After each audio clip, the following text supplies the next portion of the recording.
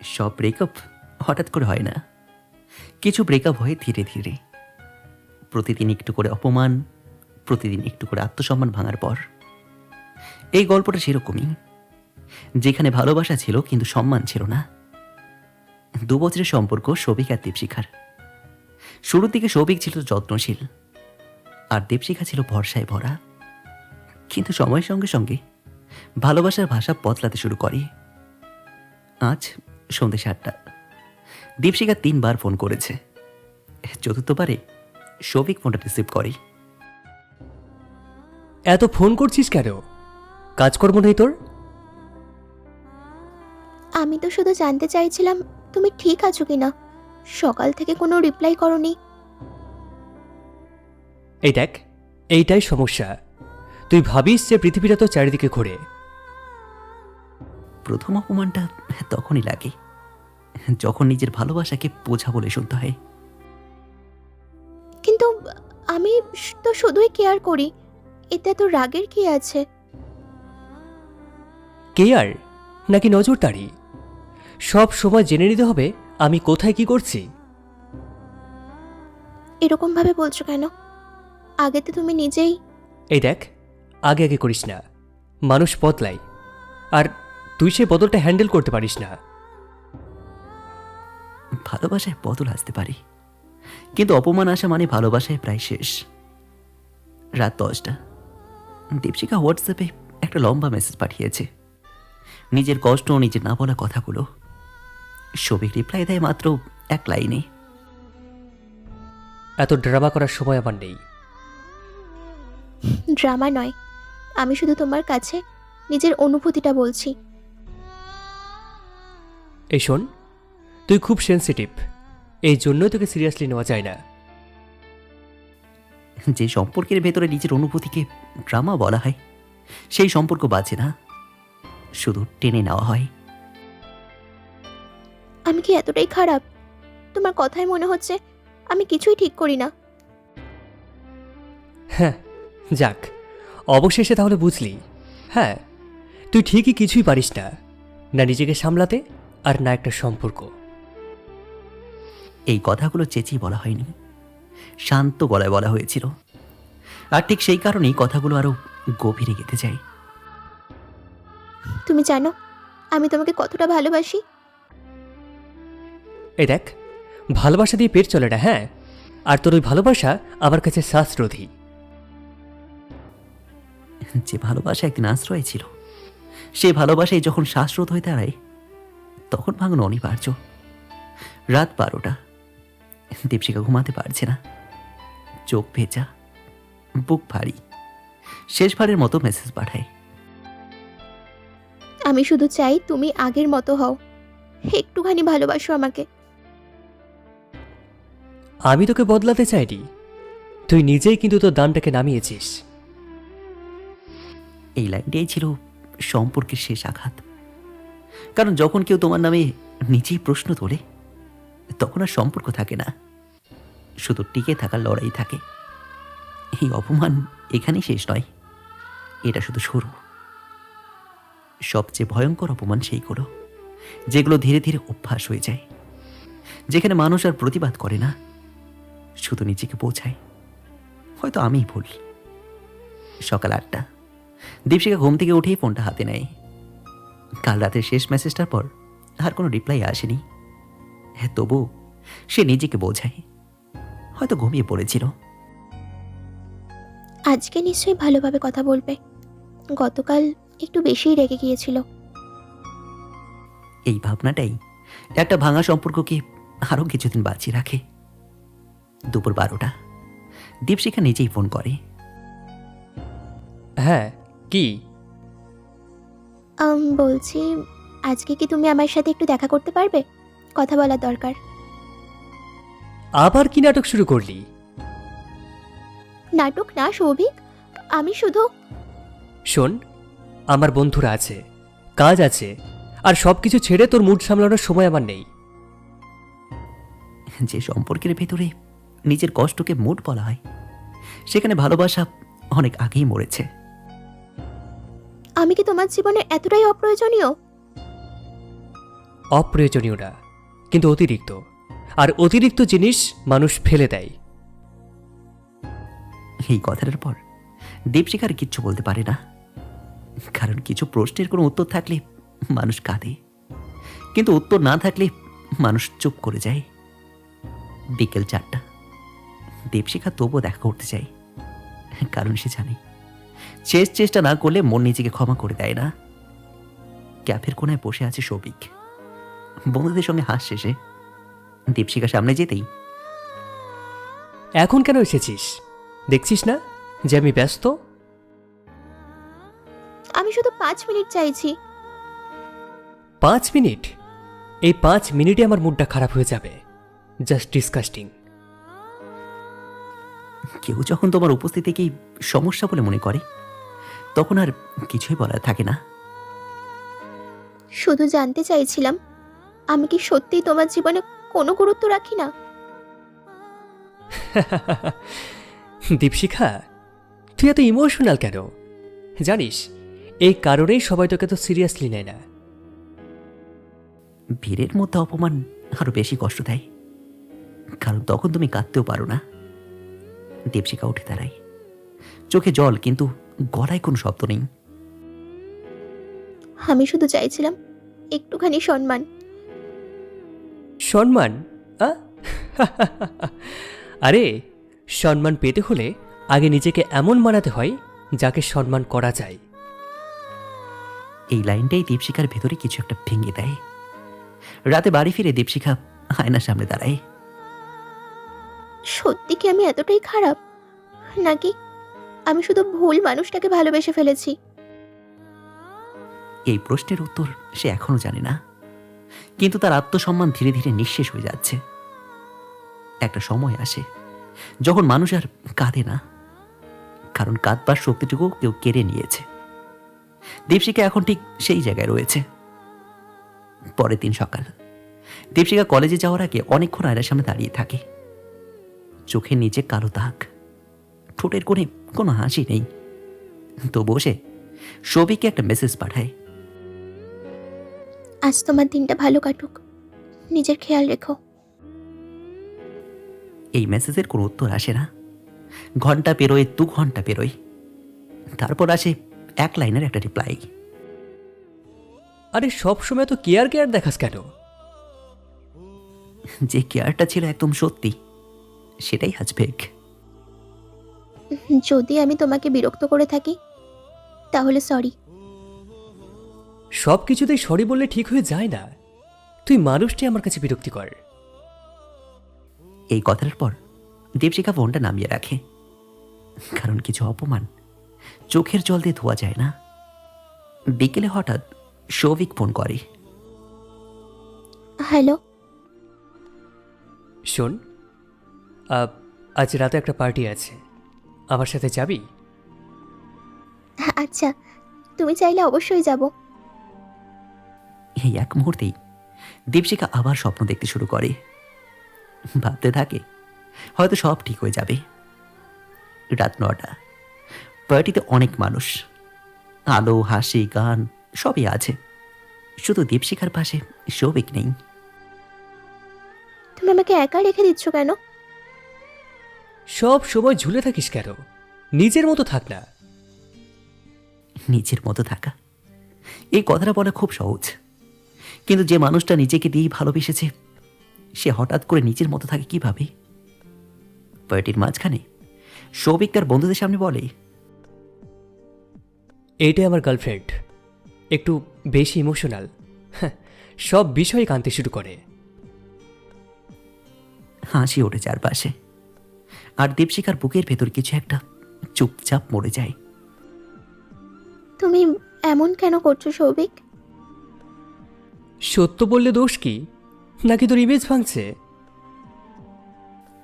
মানুষ যখন কাউকে নিজের দুর্বলতা দিয়ে আঘাত করে, তখন সেটা রাগ নয়, নিষ্ঠুরতা।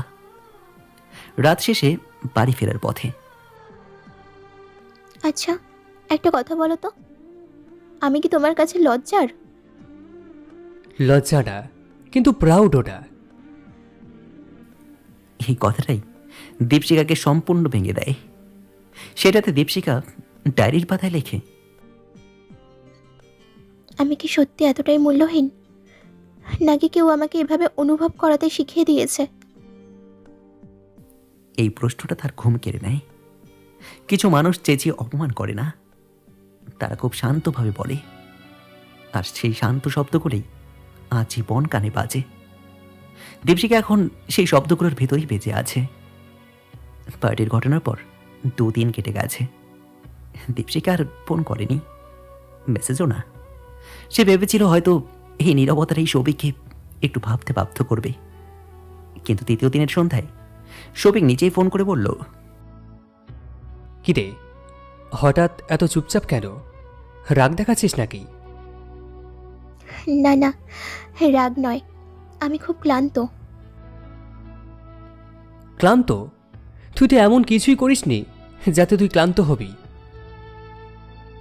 এই কথাটার মধ্যে একটা গোটা জীবনের অবমূল্যায়ন লুকিয়ে আছে। সৌভিক, আমি কি তোমার কাছে একটু সম্মান চাইতে পারি না? আবার শুরু করলি? সব কিছুতে তো সিরিয়াস কেন হোস? কারণ আমি কষ্ট পাই। কষ্ট পাস মানে কি আমি দোষী? সব মানুষের সমস্যা থাকে, তোরটাই সবসময় বেশি কেন?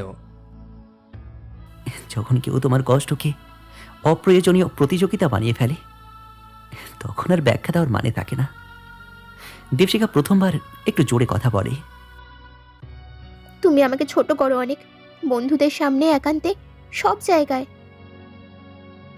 ও, এতদিন পরে বুঝলি? তাহলে তো বুদ্ধি বাড়ছে বলতে হবে। এই কথাটা কোনো চিৎকার ছিল না, কিন্তু এর ভেতরে ছিল ভয়ঙ্কর রকমের অবজ্ঞা। আমি শুধু চাই তুমি আমাকে মানুষ হিসাবে দেখো। মানুষ হিসাবে দেখতে হলে আগে তোকে নিজের পায়ে দাঁড়াতে হবে। আবার উপর ঝুলে থাকলে সম্মানের আশা করিস না। ভালোবাসা নামের এই কথাগুলি সবচেয়ে বড় শোষণ। সেদিন রাতে দীপশিকা অনেকক্ষণ কাঁদে, কিন্তু কাউকে ফোন করে না, কারণ সে বুঝে গেছে তার কান্নার জন্য কারো সময় নেই। ডায়েরিতে লেখে,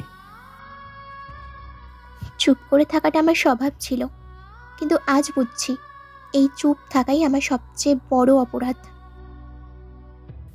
পরদিন কলেজে এক বান্ধবী জিজ্ঞেস করে, তুই এত শুকিয়ে গেছিস কেন? দীপশিকা শুধু বলে, আমি ঠিক আছি। এই ঠিক আছে কথাটার ভেতরেই সবচেয়ে বেশি মিথ্যে লুকিয়ে থাকে। রাতে সৌভিক একটা মেসেজ পাঠায়, শোন, তুই যদি এত সমস্যা হোস তাহলে ভাবতে পারিস এই সম্পর্কটা তোর জন্য ঠিক আছে কিনা। এই প্রথমবার ব্রেকআপ শব্দটা সরাসরি না পড়েও দরজায় এসে দাঁড়ায়। সব সম্পর্ক ঝগড়ায় ভাঙে না, কিছু সম্পর্ক ভাঙে শেষবার বাঁচানোর চেষ্টা করতে গিয়ে। দীপশিকা এখন ঠিক সেই জায়গায় দাঁড়িয়ে। সৌভিকে সেই মেসেজটার পর সারা রাত সে ঘুমাতে পারেনি।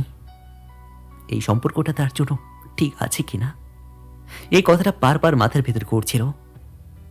সকালে সে নিজেই সিদ্ধান্ত নেয় আজ মুখোমুখি কথা বলবে, শেষবারের মতো। বিকেল 5টা, একটা শান্ত পার্ক, যেখানে একসময় হাসি আর গল্প জমাতো, আর সেখানে শুধু চাপা কান্না। সৌভিক, আজ আমি ঝগড়া করতে আসিনি, আমি শুধু জানতে চাই আমি কি সত্যি তোমার কাছে এতটাই বোঝা? তুই সব কথা এত সিরিয়াস কেন করিস?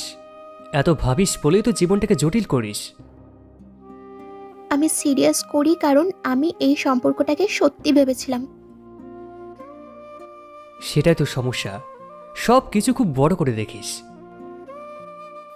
যে মানুষটা নিজের সুবিধা মতো ভালোবাসে, তার কাছে অন্যের অনুভূতি সবসময় বড় করে দেখা। আমি তোমার জন্য নিজের সব দিয়েছি, নিজেকে, সময়, স্বপ্ন। কে তোকে দিতে বলেছিল? ভালোবাসা কি বিনিয়োগ নাকি যা রিটার্ন চাইছিস? এই কথাটার পর দীপশিকার চোখের জল আর আটকায় না। আর শুধু চাই তুমি একবার বলো যে আমি মূল্যবান তোমার কাছে। ভ্যালু মানুষ নিজেই বানায়, কারোর মুখ থেকে শুনতে হয় না। এই কথাটার মধ্যে কোনো শিক্ষা ছিল না, ছিল শুধু নিজেকে বড় দেখানোর নিষ্ঠুর আনন্দ। দীপশিখা ধীরে ধীরে উঠে দাঁড়ায়। তার মানে তুমি কখনোই আমাকে ভালোবাসোনি, তাই না? ভালোবাসা ছিল, কিন্তু এখন আর নেই। আর তাছাড়া মানুষ তো বদলায়। এই কথাটাই একটা সম্পর্কের মৃত্যু ঘোষণা। তাহলে এতদিন আমাকে এই অপমান সহ্য করতে দিলে কেন? কারণ তুই সহ্য করেছিস। কেউ যদি নিজেকে ছোট হতে দেয়, লোকেরা তো ছোট করবেই। এই লাইনটাই সৌভিকের বলা সবচেয়ে নিষ্ঠুর কথা। পার্ক ছেড়ে বেরিয়ে আসে দীপশিখা। এই প্রথম সে আর পেছনে তাকায় না। রাতে ঘরে ফিরে একটা মেসেজ লেখে, কিন্তু পাঠায় না। আমি তোমার কাছে হেরে গেছি না, আমি শুধু নিজেকে বাঁচাতে চলে যাচ্ছি। এই মেসেজটাই ছিল তার ভেতরের শেষ লড়াই। ব্রেকআপ মানে শুধু দুজনের আলাদা হয়ে যাওয়া নয়। ব্রেকআপ মানে একজন মানুষ ধীরে ধীরে নিজেকে জোড়া লাগায়, আর আরেকজন হঠাৎ একদিন নিজের শূন্যতাটা টের পায়। পার্কের ঘটনার পর দীপশিখার কোনোদিন সৌভিককে ফোন করেনি, মেসেজও না। প্রথম কয়েকদিন সে ভেঙে পড়েছিল, কিন্তু ধীরে ধীরে একটা অদ্ভুত শান্তি আসতে শুরু করে। এখনো কাঁদি আমি, কিন্তু আর নিজেকে ঘৃণা করি না। এটাই ছিল তার প্রথম জয়। অন্যদিকে সৌভিক, প্রথমে সে ভেবেছিল ভালোই হয়েছে, ঝামেলা কমেছে, বন্ধুদের সঙ্গে আড্ডা, হাসি, ছবি সব চলছিল। কিন্তু রাতে ঘরে ফিরলে একটা অদ্ভুত নীরবতা তাকে গ্রাস করত। একদিন গভীর রাতে হঠাৎ সৌভিক দীপশিখাকে মেসেজ করে, তুই এতদিন কোনো খবর নিসনি কেন?